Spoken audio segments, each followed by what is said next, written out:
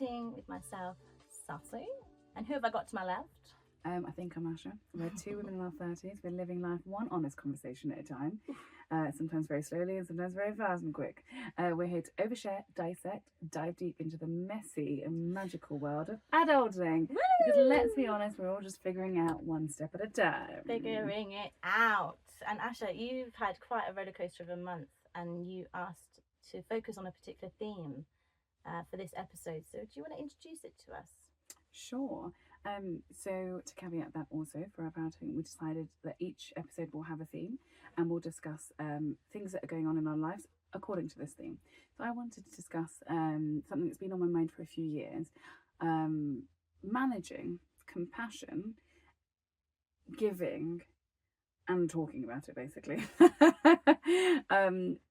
I have recently lost my maternal uncle, who was an incredible philanthropist. He was known, unfortunately, now has passed away, but known to be the king of the town that we're from, and has, reached complete accolades. And to put context behind it, for example, feeds about 50,000 people a day. He has the largest school, privately funded school in Africa for disabled children, primary school children and secondary school children, all funded by himself and my family.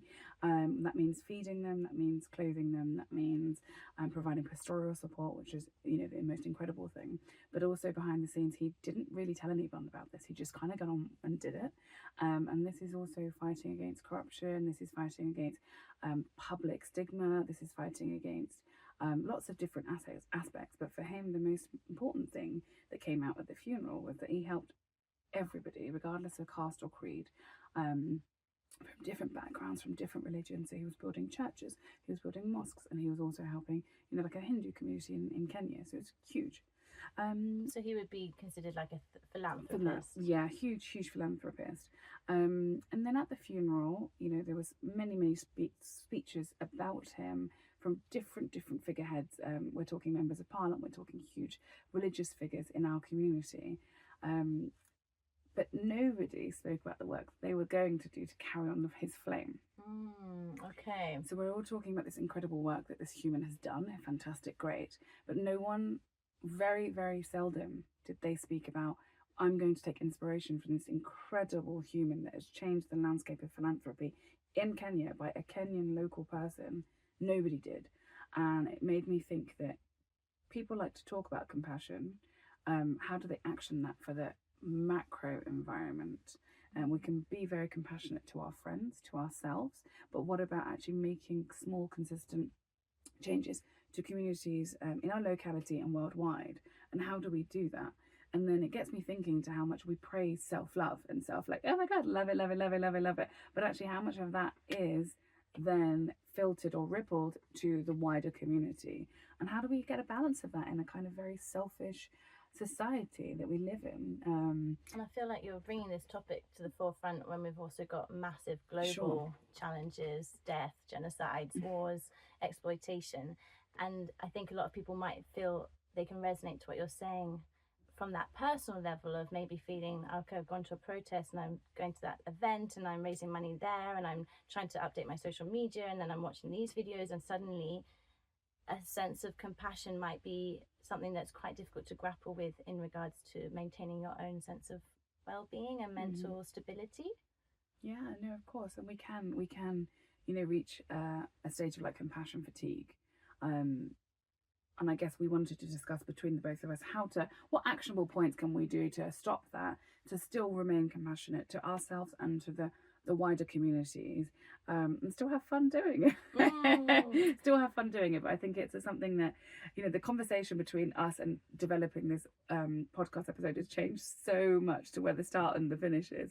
And as Bethany said, we are facing so many huge issues that we didn't ever think we would face in our lifetime, and we thought we could make actionable changes to them, and unfortunately it hasn't come to that. I wonder what thoughts have come to your mind while listening to Asha just describe to us a bit about her family and the incredible actions that her uncle did around Mombasa and beyond.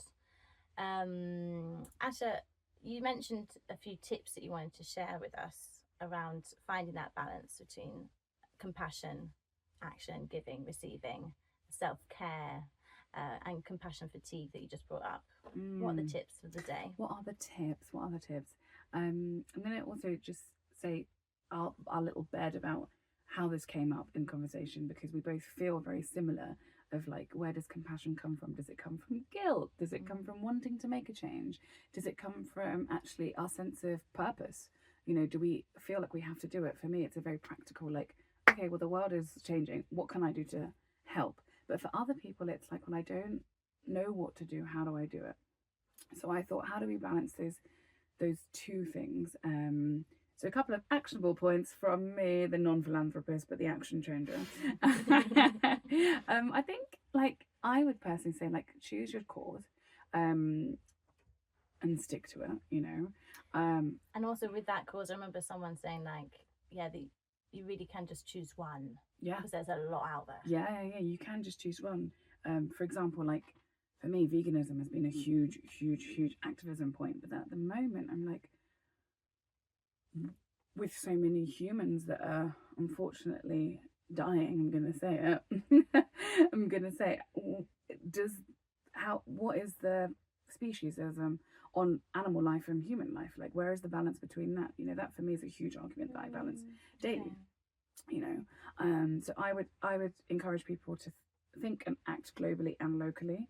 So support maybe 2 or 3 causes that in your micro and macro environments that help. And also something that you can feel you can provide small, consistent changes. There's nothing worse than any like charitable work when you feel like you're doing it for your ego. But, you know, tomorrow you're in a 5-star hotel, which is absolutely fine. But where's the consistency behind that? Okay. I feel like actually when you raise that point around, because I know veganism is really important for you, would you say that's still everyday action you can do that's local, as well as maybe what would be a macro action? It's interesting. Yeah, we had this discussion actually about like how my voice for veganism has been silenced because I face so much opposition from other people and I just can't be bothered to change it. I do my own and it's very true. It's my small consistent changes for my own personal life, but therefore I'm not using my voice to then advocate for veganism, but I'm using my voice to advocate for other things. And it's also going back to small consistent changes. It doesn't have to be actionable. You can, if you've got a voice and you've got an ideology or like interest and an authoritative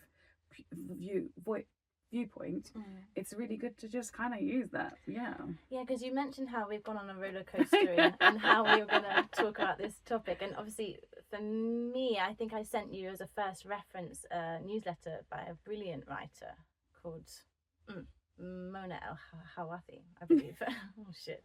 And that spoke to me because she's a writer and she was talking about wanting to share her experience around menopause, but then whilst thinking about that, clocking that there's all these women around the world who are war-torn situations or refugees and they don't have any access to any menstrual products. And I was like, fuck, how do you justify something that you care about when you have this reality staring you in the face, whether it's because media's giving it attention or because you're choosing to actually investigate it and research it and realize I'm so blessed. And I think that is something that I'm looking forward to talking a bit more in this episode, because often we understand, okay, you need to fill your cup so that you can share your cup with other people. Yeah. But what we don't realize is part of me filling my cup might be going out and helping someone, or getting on the phone to someone who's struggling, or sending that postcard, or donating to that charity. Well, those are just a handful of actions, but it can be as small as like literally helping a woman up the stair with her pram. Yeah, and things like small things like that we don't have. And sorry, I'm also going to just change it slightly as well, because even in our micro organisms or like structures, we don't really help each other so much. Like Bethany is a great example of assistance and help and support that probably haven't had in the last sort of 10 years. You know, we check on each other, we provide support, but actionable support. Whereas I think, you know, sometimes in friendship circles we live our own little like whirlwind lives that we don't actually do that. And even helping in that macro environment can probably help quite a lot. And I also have a contradictory opinion that the reason why we go to therapy so much is because we can't lean on our friends so much. The honesty isn't there. that much with our friends, and we have to pay to fucking be honest. Yeah, I've heard someone else say that, like, if you have good friends around you, you don't necessarily need therapy. I think there's always a space for more professional opinions, but I do agree. I think loneliness, actually, that feeling of being lonely, of not feeling heard, the active listening that I think both you and I are trying to get good at with each other. But yeah, it does require attention, and I think we're very good at avoiding attention. And I've got a fact that I can bring in here. Boo, boo, boo, boo, boo, boo, boo, boo. Okay, volunteering for as little as 2 hours a week can lower the feelings of loneliness and depression by up to 48%. Look at that, that's almost half. So you can double your happiness in life by just giving 2 hours a week to volunteering and doing it not for your ego, not to reduce the guilt, but just because it's a good thing that everyone should be doing. I don't know, in Christianity, I was raised in the church, as we know. Oh my God, I researched different types of religion and compassion in this for this episode. OMG. Have you got anything up your sleeve? No, but sorry, I interrupted you. But go. Oh no, well, it's interesting because it's sort of one of the pillars, right? Charitable effort, looking after your neighbour, sharing. And then when I went to the first Muslim country that I've been to, where that's the dominant religion, to Jordan, I remember someone telling me the reason we don't have homelessness here is because in Islam you always look after your neighbours. I was like, fuck, I'm from a Christian environment, and how much homelessness do we have? How much starvation, poverty, people under the breadline, people only having one meal a day? We have all of that. What does that say about our society and our charitableness with one another? It's also like an indication of secularization in society, because religion is in the decline. Oh, so yeah. that's also It's going downhill. It's a huge thing. But I also was thinking about different religious, because every religion, in major religion, has a pillar that you have to be compassionate. There is, it's pre-indicated that you have to be compassionate and kind. But actually, I was thinking about cultures. Like, religion is one side, but cultures, indigenous cultures, don't extend compassion just to humanity. They extend it to every single organism, to animals, to trees. Like indigenous American cultures, they don't refer to trees as it. They have pronouns. Okay. Mother Earth. Great example. And there are so many different things that we can talk about regarding that. But if you think about the complexity of that, and actually how the world is, changing, like divide and conquer. You're breaking down those beliefs to then help capitalism. Yeah, it was interesting about capitalism. Wait, I'm going to pause this thought. Thank you for that. Welcome back to Forever Adulting with Asha and Sassy. Thank you so much for joining us on quite a serious, fun, vulnerable episode, I would say. Vulnerable. I hope you enjoyed that song. You're beautiful, you're safe. Sorry, what? You just missed that. If you're watching on YouTube, because this is a YouTube episode as well, you can really tune into for all the extra sass. I don't know. Is it time for a nipple flash? I'm joking. No, we just recorded an episode of The Dear Friend, and I got told off for being vulgar. So behave yourself. Vulgar?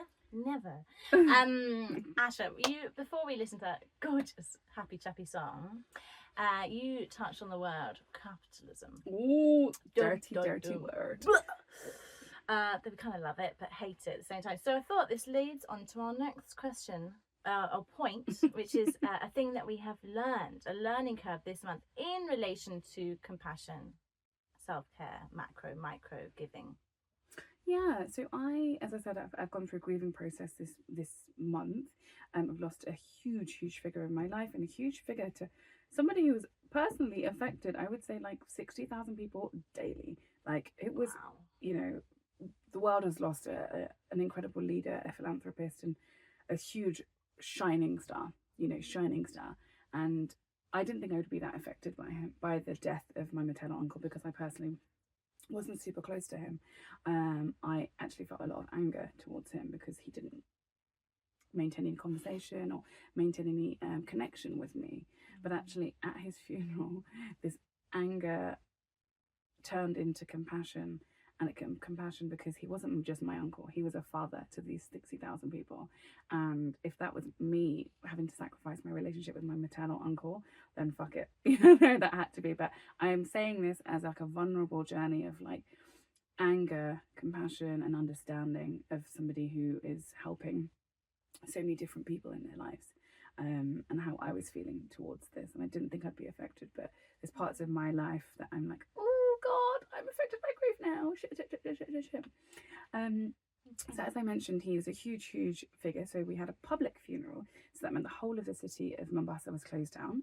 And that meant thousands and thousands and thousands of people came to mourn him. And that means different cultures. That means Arabic cultures, it means Kenyan, East African, Indian. We had people from all over the world mourning this one man in their own way. And for me, I was really proud of myself, because I've really protected myself through the funeral process, through the mourning process, and to give myself and my uncle the time that we needed. And in Hinduism, which is the religion I'm part of, the last thing we ask of someone who is making their way to the next realm of life is forgiveness.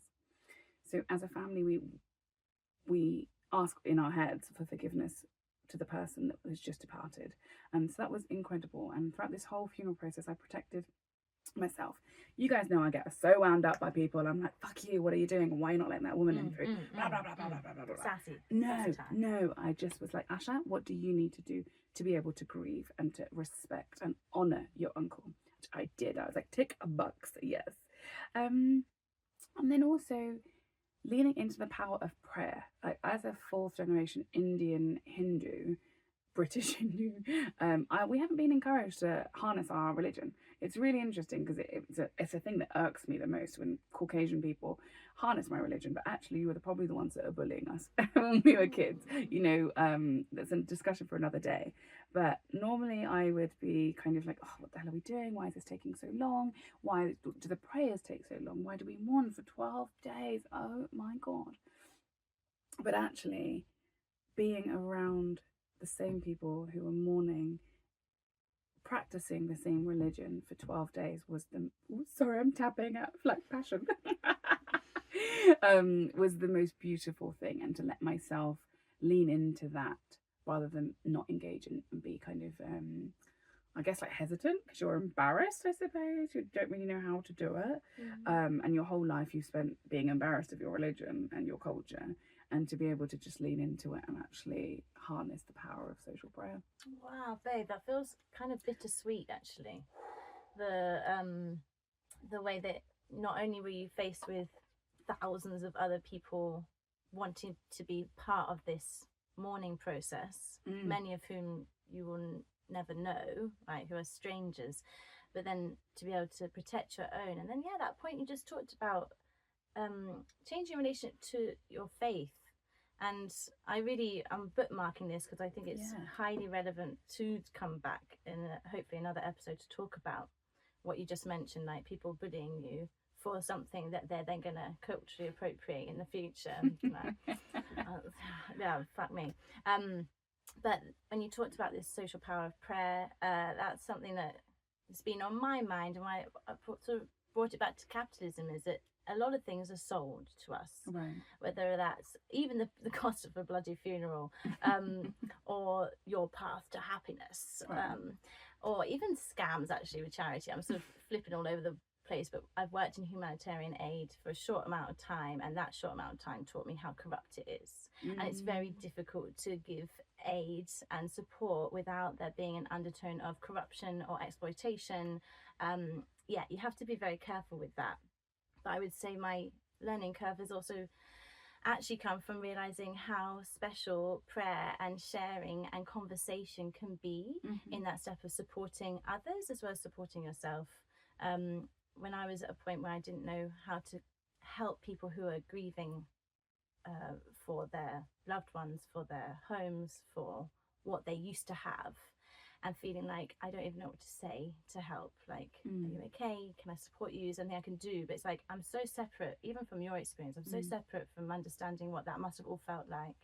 That actually prayer and a simple, like quite simple things, but like sending a thought up there for someone, or writing it down in a letter and being like, I'm just thinking of you, and you have my thoughts. I feel like that's actually like, what's the word? Cathartic? Well, I was going to say, it's people don't recognise how underrepresented. Yeah. Or, valued. Yeah. Woo! There we go. Thesaurus Good right here. time. It's undervalued. And part of me hates the element of religion and what it's done and the corruption it's played and the way it enforced slavery and it's all the shit that's come with Christianity, at least. Oh, what's that, girl?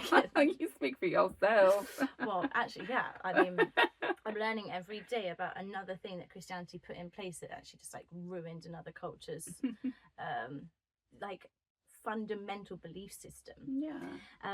But yeah, trying to go back to that prayer. That's sort of been my learning curve. Blah blah blah. I feel bye shit.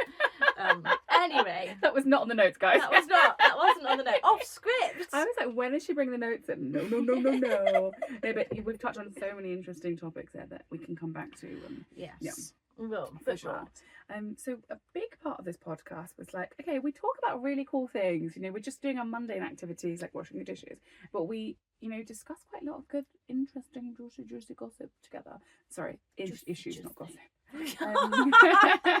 What you don't hear. We don't even know the same people, so it's the same gossip. So we wanted to bring in a part of this podcast that we wanted each other's advice on. So Bethany, what do you want my advice? I'm so full of wisdom. Full of the wisdom, babe. Well, I would like your advice about, well, apart from the fact that I'm sweating in this cardigan that I thought would look really cute, but it's really fucking hot.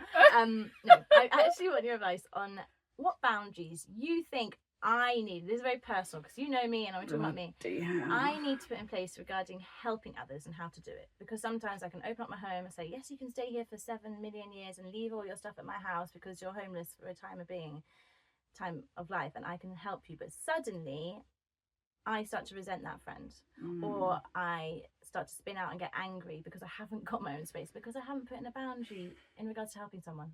So what's your advice, babe? All right, caveat, I'm not a professional help therapist, by the way. We speak about this a lot, Bethany. I feel like I always tell you off. I feel like I'm always scolding you. But it's advice. Make it a positive sandwich. A positive sandwich. Oh God, that would be nice. You do. You've got a very compassionate, open heart. And I think you underestimate the power of the small things that you do for people. For example, checking in. You're a very good listener, which many people are not at all. You're very good at confirmation, validation of people. That is your big pillar in who you are as a human, and why I love being friends with you. You teach me so much about that part, and I don't have. So I think you need to value that part of your life, and also extending your home and extending your possessions to somebody doesn't also mean that you're a bad person. You know, that you are a good friend in different ways, and if somebody needs that help, they will reach out to you. That's a boundary that I think is good for you to place. You know, you've got it. Lay it on the table. If they want to take it, they will. Pick and mix. Okay, so a little less conversational, a little more action. Little less conversation, a little more action. Why isn't this on your playlist? Compassion action. That's true. Maybe we should use it as our jingle. Anyway, okay. Thank you for that. I will lay on the table and step back a bit. Yeah, I think so. And then my mum always says, don't give to get back. You give, you put it out into the universe, and if you get back, you get back. If you don't, that's your decision that you have made. So you make it fully heartedly, whether it's financially or like time wise or socially. You have made a decision because you felt that was the right thing for you to do and behave. That's it. Done. Done. The great words of Delilah. She's always asking to listen to the podcast, and now I can tell her, listen. Yeah, she listens to this one. You're welcome, Delilah. Okay, what would be your advice of need? Asha, need of advice. I don't know how to frame that. Okay, this is a little bit the whoop whoop whoop one. Was that a micro whoop de woo woo that's just given you a it's almost like the whoop de woo got stuck in your throat. It's like whoop whoop whoop. Because I was like, it's actually really sad, but okay. So I, as I mentioned, I have suffered some grief, and I've lost a very important figure of my life. And I'm very much a get up and go kind of character. It's very much part of my culture that someone is gone, you just sweep up and you move. You've grieved, but you're actually probably haven't. And because it was a sudden death, for us, it was huge. So we're facing lots of different areas, and we've never faced this in our family before because we've always faced death with sickness. So we're used to it. Their soul is freed, whereas my uncle passed away quite suddenly. Okay. But also, I'm trying to just get on with my life, of course. What is your advice from talking and being honest about grief in social settings? So, i.e., on a date or like in a bar, and you're like, actually, I was just in Kenya burying my uncle. Mm-hmm. I think anyone who is dealing with grief or has gone through it would say this is one of the biggest issues, is that as a society, at least in the UK, we just don't know how to talk about it, and people get awkward and they can bottle it up, or they can feel like it's going to ruin the moment, or people don't know how to. There's a lot of very underseen areas of struggle, I would say. So I, as always with, well, you've almost asked for it in the answer in the question, which is like how to be honest, and I think you can be honest, maybe mentally preparing that the person you're being honest to might not know how to react, which actually puts more work on you too. But it's like, I'm going to share this information. I understand there might be nothing that you can say to make me feel better, but I'm sharing it because this is the headspace I'm in. It's affecting really how much energy I can give. And actually vocalizing what you might need. Be like, I need to talk to someone who can relate to this topic right now. Is anyone around to talk about grief? No, that's really interesting, because I'm such a jovial character, and I'm just like, oh my god, my uncle died, let's go and have a shot. Whereas actually what Bethany said was very, very compassionate and soft. In preparation for this beautiful episode of Forever Adulting with Asha and Sass, welcome back. I went straight to someone who I think is a leader of learning and teaching about self-care, compassion and love, who's the wonderful, infamous Bell Hooks. And Bell Hooks is a writer. If you don't know her, she did a lot of work during the 80s, 90s as an African-American writer around sexuality, gender, care, and she wrote many books that touched on self-care. I'm going to read this from the screen, don't kill me.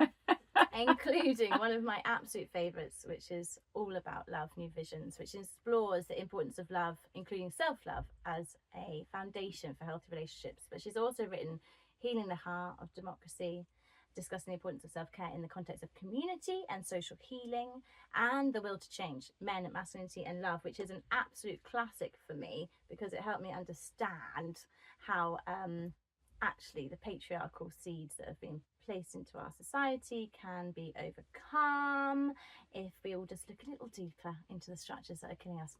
Okay, anyway, so there was a particular quote that I wanted to use from Bell Hooks, which is, when we love ourselves, we do not make the choices that harm us.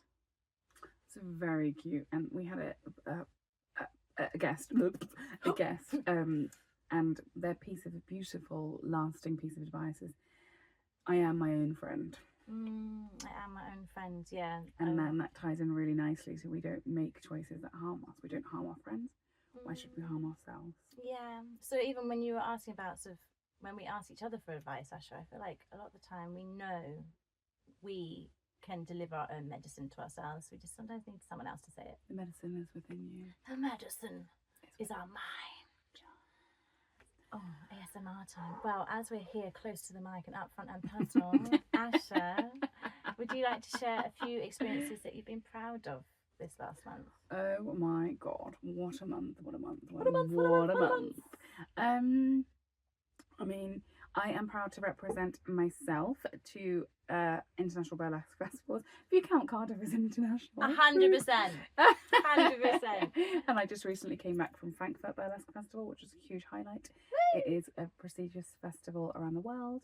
And on that note, I debuted a new act. I worked my fucking ass off. I mean, I'm not so happy about it, but life goes on. And I did it. Do you know what I mean? It's in the fucking sphere. Come on. It's in the fucking sphere. Born. It was born. I think with creativity, there's no line, right? And we're always comparing ourselves. And then throughout that, I had to just outline my boundaries with myself of like, okay, Ashna, this is not going to get any better. Just fucking do it. Just get self-compassion. That's true. But I mean, it came with loads of hurt. I was beating myself up. Like, but yeah, I guess, you know, with debuting anything, borning a project or birthing a project, it comes with so many challenges. Yeah, I forgot that word. I mean, that was a hefty pause, so I was like, oh, pregnant pause, but I think the word's challenge. Pregnant pause. Have you ever heard that one? You want to find someone who finishes your sentences. That's you. Okay, what else? That was number one. No, that was two. I did two. Don't even try and understand. Sorry. I love how the third note comes. I have to read this. It comes in capital letters. Fuck boys. Remember, Delilah's listening to this one. I thought you weren't gonna. I wasn't gonna say fuck boys. It was just my capitals to remind me. So this is really interesting, but I've never come across fuckboys in my life. How? Like, I haven't. Where have you been living? I'm from Essex, so they're all around me. No, but like they haven't really fucked with my brain. Do you know what I mean? Like I know what they are, they're geezers, whatever. But these people, like I came across two in the last sort of like 3 weeks. They know exactly what to say, how to make you how to make you feel. How to make you feel. And then also I came into so many areas of like manipulation that I've never had before. For example, like I was with somebody and he went back and forth with conversation that was honestly making me go wild. So he came over and asked me, oh, what do you expect from the evening? And I was like, okay, well, we don't really talk about that kind of stuff because we all know what's going to go down. Hello. And what happened was we were supposed to go to a kink event together. I wasn't in the right capacity because I was debuting this new act. So I said, hey, is it okay if we just hang out and chill? You know, because Bethany and I come from environments where that's okay. If you're not feeling very BDSM or very sexual, it's okay. You don't have to put on a mask. Even for any date, any situation, if you're not feeling the vibe of something, you can say that. That should always be okay. And it should be honoured, right? So I was like outlining my boundaries, but also having this person to say, that's absolutely fine, don't worry about it, I'll bring a bottle of wine, make you feel better. But as soon as they came over, threw that in my face, and then a minute later said, I'm fine, anything you need, I'm here with you. And it was just like absolute fuckery. And I think from my understanding, this person had gotten away with this behaviour with other women. Okay. And that's what really made me struggle with like the interaction with these fuckboys and how they manipulate people. I know I haven't given you sort of like really facts about what happened to me because it just feels so silly. But actually what I've learned and what I'm proud of is outlining my boundaries and honouring myself in my empowerment journey, and recognising this behaviour and also fucking with it. Because 2 weeks ago I said to Bethany, I was like, babe, I don't know how to flirt. I was like, I come across as this like really vivacious, fascist person, but actually I'm very matter of fact. Do you want to go on a date with me? All right, then let's go. But actually I manipulate these fuckboys back and flirted with them. So for my own journey. That's it, like learning curve. At the age of 33. Hey, I mean, I think it's a blessing you didn't have to deal with the fuckboys until that age. But yeah, I don't know. I think manipulation is always there. I think people can be a lovely human, and then when it comes to a romantic scenario or anything to do with like hooking up, dating, there's a lot of bad habits that people can fall into. Like, oh my god, I'm gonna book flights to come and see you here, and I'm gonna do this, and I'm gonna do this. Fuck I off. need someone who says that and follows through the action. And actually, it's a boundary to be like, no, babe, I only just met you, and even though I can get overexcited about the idea of a trip to somewhere else, if you're still in my life in 2 months and you show me that you're worth it and you're gonna come through, then we do the trip. You know, like. Or throw it back in the faces, yeah, where have you booked the ticket? Because then they run away. That's what they did to me. Where's the ticket, babes? Where's the ticket? Yeah, they haven't done that. So go away. Come with me. Fuck off. Come with me. I think I've been on a different journey of pride this month. I mean, my notes say spoke at a strap-ons and pegging workshop. So that was the start of it, which I'm proud of because actually I was slightly out of my comfort zone. You know, I love to chat about all things pleasure. But I felt quite alone suddenly, being like, I've actually only had a handful of experiences and some of them weren't great. So I decided to take part in the panel discussion to show that other perspective, and also to talk about things beyond a gender. Just because you might, like, I'm not transitioning, I'm very comfortable in my gender. Wearing a strap on doesn't mean I want to have this phallus on my body. It hasn't been anything to do with gender euphoria either. It's actually just another way for me to tap into an energy and a part of me that I don't think I realised was there. I'm actually a secret fat boy inside me. So anyway, so I was proud of being part of that conversation. Really grateful for the Love Tank, which is a CIC that promotes health and well-being in underserved communities through education, community building, research, events, and communication, such as the event I was part of. So thank you to the Love Tank. Did read that off the screen, yes. That was a mouthful. and then straight off the back of that, I went and spent 10 days on my own. You did. I did, and that is two things that I'm proud of. One, that I actually did it on my own and came through the gloom, and because I always have a day or 5 when I'm crying and I need to sort of like just get it out my system. But the other side of it was actually I spent more time reconnecting with friends who I haven't spent much time talking to, or friends who I've been scared to talk to, linking back to the beginning because of them going through grief and not knowing what to say. Yeah.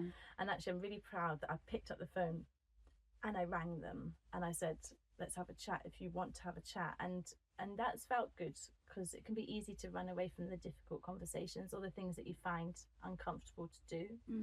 It's about giving people a choice as well. Like I had similar situations that we haven't spoken about off camera, but it's about giving people the choice and empowering them that if you actually want to speak, I am here. And sometimes it's without any like, I'm here and I need to speak, but I don't need you to tell me what to do. I don't need any advice. I just need to moan, or I just need to be sad, or I'm finding that's a good one to pop in, because I tend to love giving advice and people are like, I just wanted to talk, Bethany. I'm like, okay, mouth is shut over here. You're wearing patterns, I do not. Done. You love a good pattern, babe. I mean, you've got your little bra out. Sneaky bra. Yeah, that's your invitation to go watch us do this fabulous episode over on YouTube. Oh yeah, straps galore. I'm not even wearing a bra. Woo! But it will be available to watch via thesassyshow.com. But you're listening to Forever Adulting. It's always, I trip up on the word forever. Does that mean we have to change brand? Fuck! Not again. We've just changed logo. Ash has been working on a beautiful logo. We do have a few plans ahead of us, including our next episode. Asha, who's coming on the show? We're going to have the pleasure of interviewing a really beautiful friend of ours called Jared Filippo, and he is the founder of an organisation called Pinky Promise. Woo! And Bethany and I met through his organisation many years ago, 2 years ago, 1 year ago. We can blame Jared. 1 year ago. One year ago. Yeah, it's like 1.5. Yeah. Jared has many different viewpoints on different areas of life, but we spoke about his organisation, and we speak about the changing face of the party and the kink scene in the UK and further afield. Yeah. I'm looking forward to sharing that fabulous chat we have with him, because it's part of our life, but also it's sort of getting to know a bit more around the behind the scenes, like what does it take to actually run a party, what are the motivations that have put blah blah of and the people. mechanisms Just wanted another word beginning with M, motivation and mechanism. Meow. Asha, what have you got to look forward to this coming month, because it is October? It's October, which means it's spooky season. I'm debuting another act. That was a real look of disheartened when I said spooky season. I'm debuting another act, and I'm just like, oh, for God's sake, why do I do this to myself? Okay, give us a little teaser. So it is an act honouring Goddess Kali, which is a goddess that white people love to fetishize. So it's my 2 fingers up to all of you, basically. And it's so frustrating to see her constantly fetishized by the Caucasian and community with it. It's so frustrating. So this is my nod to her, but actually me honouring and me taking back that ownership, if you like, of can you own a religion? I don't know. I guess that the the seed culture. of it. Yeah. And it's just it's getting to a point where, like, I've told people about this specific people that please do not fetishize my religion, but they carry on going. So yeah, it's a nod to her. And Wow, then that's a very powerful piece. How do you feel personally about? I'm very nervous. Anybody Okay. wants to help me, please help me, because I just don't.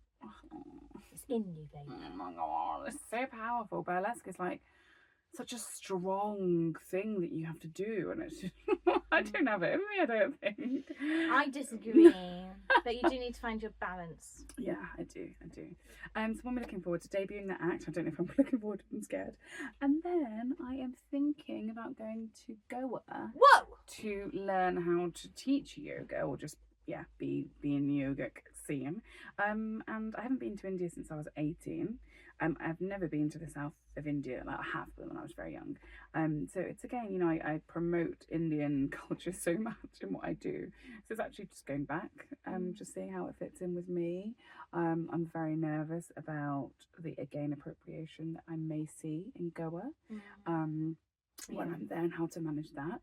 And also all of these feelings that have been erupting around appropriation over the last few years, and actually going back to the seed of this. So let's see how it goes. Yes, any tips for Goa, please let me know. And south of India. Okay, you heard it here. And I think, learnings, honey. What are you most excited about, darling? I have decided, because I haven't managed to publish my book with an agency, I'm going to do a self-publishing. So I'm officially starting to work on building my ebook, which sounds ebook. What's wrong with that? Nothing. I'm going to print off a few hard copies and gift them to special individuals.